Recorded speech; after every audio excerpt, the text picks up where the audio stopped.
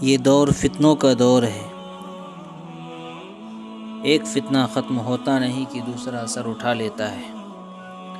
ہمارے پیارے نبی صلی اللہ علیہ وسلم نے اپنی امت کو صدیوں پہلے بتلا دیا تھا کہ ایک ایسا دور آنے والا ہے کہ بس فتنہ ہی باقی رہ جائے گا۔ جیسا کہ حضرت معاویہ رضی اللہ عنہ بیان فرماتے ہیں کہ رسول اکرم صلی اللہ علیہ وسلم نے ارشاد فرمایا، لم یبق من الدنیا الا باقی حصوں کی طرح چھا جانے والے ہوں گے۔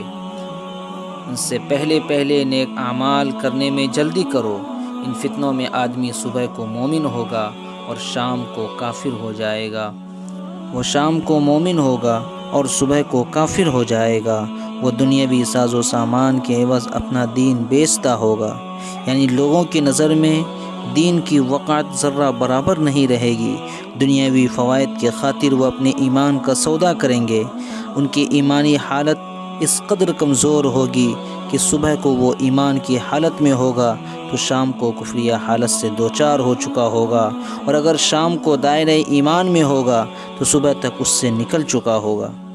ایک دوسری روایت میں آپ صلی اللہ علیہ وسلم نے فرمایا، جب دین کے مال کو اپنا مال بنا لیا جائے اور امانت کو مال غنیمت سمجھا جانے لگے اور زکوٰۃ کو تاوان اور علم دین کو دین کے علاوہ دوسرے مقصد سے حاصل کیا جانے لگے، ایک شخص اپنی بیوی کی بات مانے گا اور ماں کی بات ٹھکرا دے گا، دوست کو قریب کرے گا اور باپ کو دور رکھے گا، مسجد میں شور ہوگا، قبیلہ کا پیشوا بد کردار ہوگا اور قوم کا لیڈر سب سے بزدل شخص ہوگا۔